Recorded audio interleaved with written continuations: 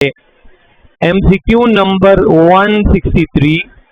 It is time to entertain the guest. Now first of all, active and passive के लिए लाजमी चीज क्या है? Transitive verb. अगर आपके पास इंट्रांजिटिव वर्ब आया, इसका कभी पैसिव वॉइस नहीं होगा। फॉर एग्जाम्पल, इंट्रांजिटिव वर्ब में मैंने लिखा he goes to school। अब ये वाला आपके पास इंट्रांजिटिव वर्ब है, इसका आपके पास क्या होगा? No passive. तो जब भी आपके पास ट्रांजिटिव वर्ब होगा, उसका हम पैसिव वॉइस बनाएंगे। फॉर एग्जाम्पल, मैंने एक एग्जाम्पल लिखा ही किड्स। अब इसको हम चेंज करते हैं, तो इस पर हम एक्स रूल का अप्लाई करेंगे। अब यहां पर आपके पास ऑब्जेक्ट क्या बनेगा? सब्जेक्ट, और ये वाला यहां जाएगा, तो हमारे पास हो जाएगा it is played by him. This is point number 1। अब अगर आपके पास इंफिनिटिव आ जाए, किसी सेंटेंस में आपके पास क्या आ जाए? इंफिनिटिव आ जाए, तो याद रखिए हम इंफिनिटिव स्ट्रक्चर को चेंज करेंगे। Two plus first form of verb को हम इस तरह चेंज कर लेंगे, टू प्लस बी, और फर्स्ट फॉर्म को हम थर्ड में चेंज कर लेंगे। दूसरा पॉइंट है, अगर आपके पास एक सेंटेंस है इट इज टाइम से हो, जब आप इसको चेंज करेंगे इट इज टाइम या वाज टाइम, फॉर लगाएंगे, उसके बाद ऑब्जेक्ट होगा, फिर आपके पास टू प्लस बी, और जो फर्स्ट फॉर्म है इसको हम थर्ड में, ये आपके पास पैसिव वॉइस है। अब यहां पर आप देखिए it is time for the guest to be entertain, option number 2 is the correct. अब आप कहेंगे सर सी क्यों करेक्ट नहीं है? क्योंकि इट इज टाइम को बिल्कुल वही लिखेंगे, इट वॉज टाइम का इस्तेमाल नहीं करेंगे। नेक्स्ट वन, शाबाश 164, कौन ठीक करेगा? शाबाश, एनीवन। कौन सा ऑप्शन होगा जी? Option number B. अब यहां पर इसी में इशू है, आपने बी कहा या ए कहा, लेकिन हमारे पास ऑप्शन नंबर डी करेक्ट है। अब क्यों है? देखिए इसको जरा समझे। आपके पास सबसे इंपॉर्टेंट चीज है रिपोर्टिंग स्पीच को देखना। अगर रिपोर्टिंग स्पीच आपके पास प्रेजेंट में है या आपके पास फ्यूचर में है, तो no change in the tense, no change in the tense, यहां पर कभी भी चेंज नहीं होगा। यही गलती हमारे स्टूडेंट करते हैं, हेस्ट मेक्स वेस्ट। इसके लिए आपका आसान क्या है? फहमुल सवाल निस्फुल जवाब। सवाल को अंडरस्टैंड करे। आई से टू हिम, आपके पास प्रेजेंट में है नो चेंज, तो यहां पर आपके पास क्या हो जाएगा? आपके पास होगा ऑप्शन नंबर बी गलत है, ऑप्शन सी गलत है। अब हमारे पास ऑप्शन ए को देखे वाज लिखा है, ये भी गलत है, option number D is the correct one. दूसरा हमारे पास पॉइंट याद रखिए, कभी कभार इस तरह भी होता है, आपको कंफ्यूज करते हैं। आपको इस तरह लिखते I asked him where is the boy. अब ये भी हमारे पास गलत है, क्योंकि जब भी आपके पास WH दरमियान में आ जाए, WH, इसके बाद आपने डायरेक्टली सब्जेक्ट प्लस आपके पास मेन वर्ब है या helping verb plus main verb plus rest of the word, इस तरह आपके पास आएगा। तो यहां पर आपके पास option number D is correct one, option number B और सी गलत है। नेक्स्ट वन है choose the correct sentence. When the teacher enters the class the student. अब बहुत सिंपल सा है, आपके पास पहले ये कौन सा स्ट्रक्चर है? कॉम्प्लेक्स। कॉम्प्लेक्स सेंटेंस कौन सा होता है? जिसमें आपके पास वन इंडिपेंडेंट वन डिपेंडेंट हो। इसके लिखने के दो तरीके हैं, two ways of writing. Number 1 तरीका, अगर डिपेंडेंट क्लॉज पहले आ जाए, यहां पर कामा होगा and then independent clause.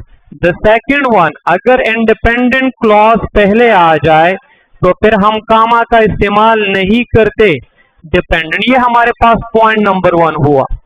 Point number 2 है, मैंने यहां पर लिखा काजल well, bring a cup of tea for me tomorrow. For me tomorrow. अब यहां पर मैंने एक सेंटेंस लिखा फ्यूचर के बारे में। हम किस चीज का इस्तेमाल करते हैं? वेल और शल का इस्तेमाल करते हैं।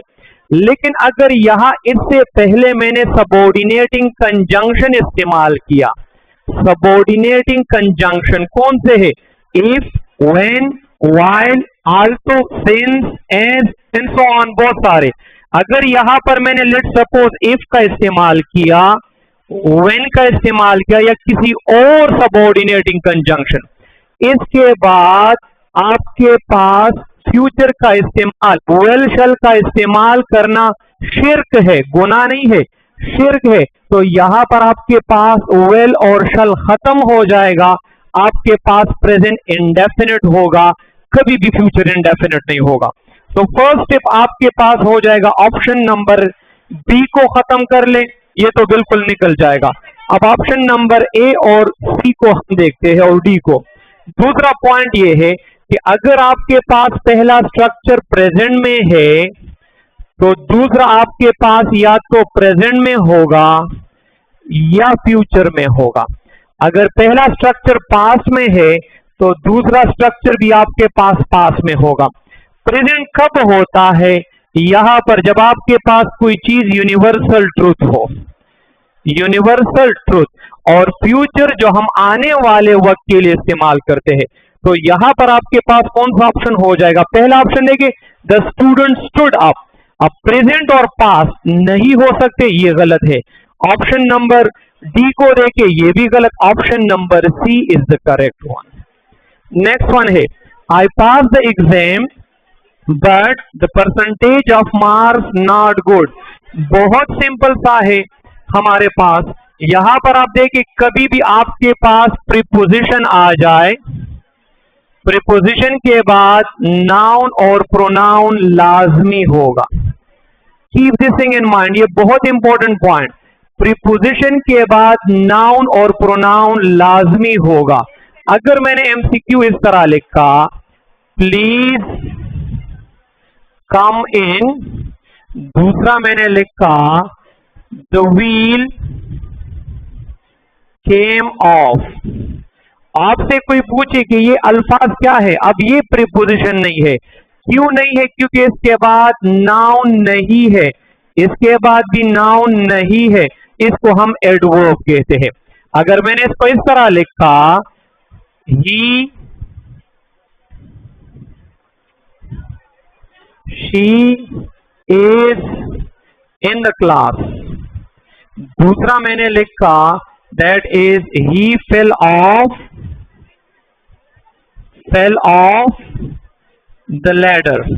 अब यहां पर आपसे कोई पूछता है कि ये वाले क्या है? अब ये देखिए नाउन है, ये वाला आपके पास नाउन, इसको हम क्या कहते हैं? प्रीपोजिशन। ये तो हमारे पास पहला पॉइंट हुआ। दूसरा पॉइंट याद रखिए, प्रीपोजिशन के बाद नाउन और प्रोनाउन हमेशा ऑब्जेक्टिव केस होगा, ये कभी भी सब्जेक्टिव केस नहीं होगा। फॉर एग्जाम्पल मैंने एक एमसीक्यू लिखा, एमसीक्यू है each of the road lead to the academy या लीड्स टू द अकेडमी। अब यहां पर देखिए, ये आपके पास कौन सा है? प्रीपोजिशन। ये वाला आपके पास नाउन कौन सा हो जाएगा? Objective case. आपका वर्ब किसके साथ एग्री होता है? सब्जेक्टिव केस के साथ। तो ये वाला आपके पास हमेशा सिंगुलर होगा, तो यहां पर लीड्स होगा, आपके पास लीड नहीं होगा। अब यहां पर देखिए आपके पास क्लियर हो जाएगा, I pass the exam but the percentage of के बाद जो मार्क्स है ये ऑब्जेक्टिव केस हो जाएगा। तो परसेंटेज के साथ आपका वर्ब एग्री होगा, तो यहां पर हमारे पास हो जाएगा option number A is the correct one. Next one है, choose the correct sentence, he has never washed the car on Friday. बिल्कुल सिंपल सा है, इसको हम कहते हैं adverb of frequency. Adverb of frequency को आप जब भी देखते हैं, एडवर्ब ऑफ फ्रीक्वेंसी, एक हमारे पास होता है डेफिनेट एडवर्ब ऑफ फ्रीक्वेंसी और एक हमारे पास होता है इनडेफिनेट एडवर्ब ऑफ फ्रीक्वेंसी। मैं कुछ एग्जाम्पल आपको लिखता हूं। We meet twice a week, he comes here daily. अब याद रखिए, आपको बताया जाता है कि एडवर्ब ऑफ फ्रीक्वेंसी का इस्तेमाल बिफोर वर्ब होता है। एडवर्ब ऑफ फ्रीक्वेंसी कितना, इसको हम क्या कहते हैं, how many times an action happen और हैपन, इसको हम क्या कहते हैं, एडवर्ब ऑफ फ्रीक्वेंसी। और एडवर्ब ऑफ फ्रीक्वेंसी को अगर हम देखें तो हमारे पास इसकी पोजीशन क्या है, ऑर्डर ऑफ एडवर्ब कौन सा होता है, ऑर्डर ऑफ एडवर्ब बेसिकली इस तरह होता है, FMPT। इवन जब मैं भी पढ़ाता हूं तो मैं भी ये कहता हूं कि MPT का इस्तेमाल होता है आफ्टर वर्ब, मैनर, प्लेस और टाइम, और फ्रीक्वेंसी का इस्तेमाल होता है बिफोर। लेकिन बी केयरफुल, ये बिफोर जब भी होगा वो आपके पास होगा इनडेफिनिट फ्रीक्वेंसी।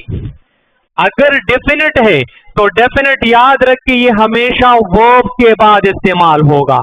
और आपके पास डेफिनेट कौन से है, आपके पास है ट्वाइस है, थ्राइस है, डेली है, आपके पास एवरीडे है, ये आपके पास क्या है, एडवर्ब ऑफ फ्रीक्वेंसी।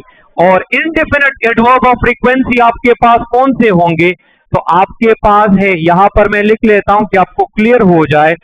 आपके पास है ऑलवेज, एक लिस्ट है मैं लिखवाता हूं, ऑलवेज है, यूजुअली है, आपके पास ऑफन, आपके पास है समटाइम्स, समटाइम्स के बाद ओकेजनली, ओकेजनली के बाद हमारे पास सेल्डम, रियरली, और हमारे पास है नेवर। अब इसका हमारे पास क्या होगा, 100% हम इस्तेमाल करते हैं, ये 90% करते हैं, ये हमारे पास 70% होगा, ये आपके पास 50% होगा, ये आपके पास 30%, ये आपके पास 20%, ये आपके पास 10%, और दिस वन इज 0। ये हमारे पास adverb of frequency. Adverb of frequency में दूसरी बात इंपॉर्टेंट है और वो है इनडेफिनिट एडवर्ब ऑफ फ्रीक्वेंसी। याद रखिए, आपके पास सब्जेक्ट आया, you have to go for adverb of frequency, main verb plus rest of the word. अब ये याद रखिए, एडवर्ब ऑफ फ्रीक्वेंसी का मतलब इनडेफिनिट एडवर्ब ऑफ फ्रीक्वेंसी। जो डेफिनेट है वो तो वर्ब के बाद इस्तेमाल करते हैं। दूसरा हमारे पास यूजेज होगा, अगर दो वर्ब आ जाए हेल्पिंग वर्ब के बाद, you have to go for adverb of frequency, फिर मेन वर्ब होगा, फिर रेस्ट ऑफ द सेंटेंस। अब यहां पर सेंटेंस में देखिए, आपके पास क्या लिखा हुआ है, आपके पास है ही हैज नेवर, आपके पास दो वर्ब्स आए। जब दो वर्ब्स आए दरमियान में होगा, दो वर्ब्स के दरमियान, option number A is the correct one, option A. 168 appropriate का मतलब होता है suitable, appropriate, option number C is the correct one. 169 यहां पर जो है क्लरिकल मिस्टेक हुई है, यहां पर हमारे पास किस तरह होगा, he said I am coming को हम किस तरह चेंज करेंगे, he said I am coming, इसको हम चेंज करेंगे ही सेड। अब अगर आपके पास सेड है तो ये हमेशा सेड में रहेगा, अगर सेड टू है उसको हम चेंज करेंगे टोल्ड में, ही सेड दैट। यहां पर देखिए हमारे पास हो जाएगा ही वाज कमिंग।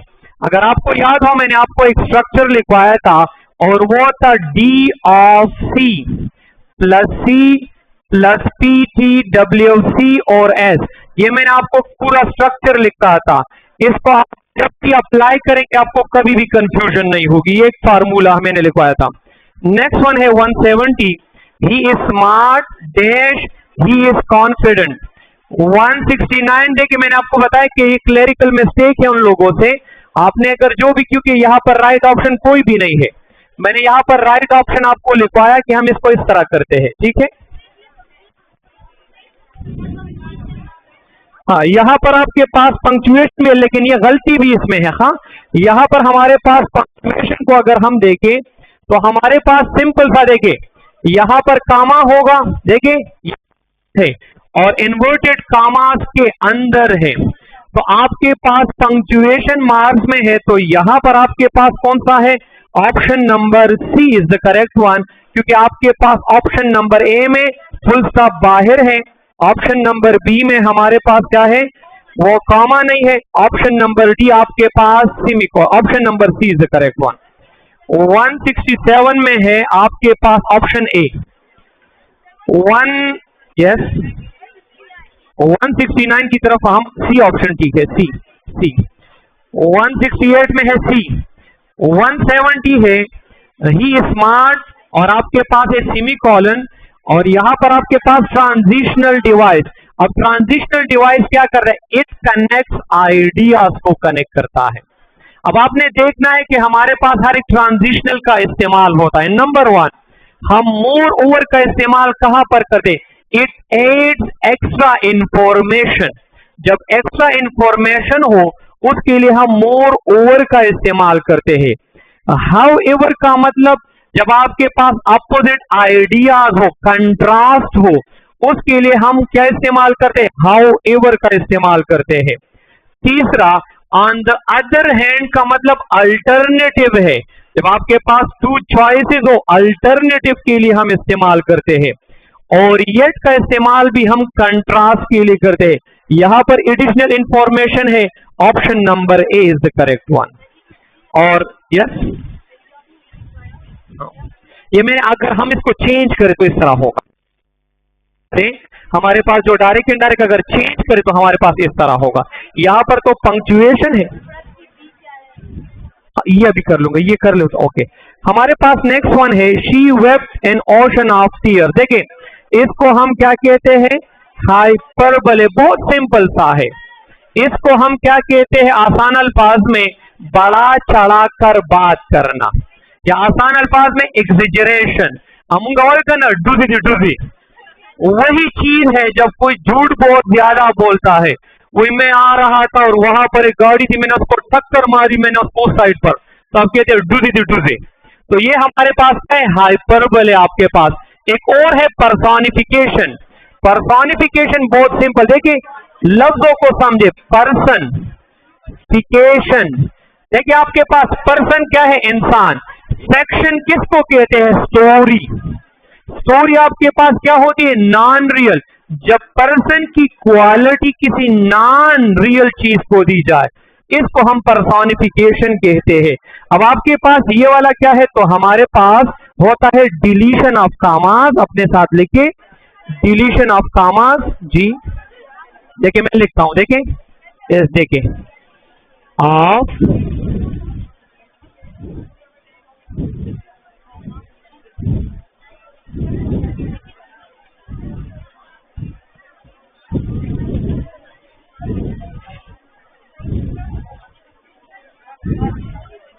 इसका मैंने आपको फुल फॉर्म लिख लिया, ठीक है। Pronoun, tense, word, construct. सबा डॉक्टरान इदा से बली की पेनाडाल बदा सी लिखो। हाँ, और अब ये आप नहीं समझते तो ये हमारे पास है। सर जी आप आ जाए। तो हमारे पास इसमें 171 में ऑप्शन नंबर ए।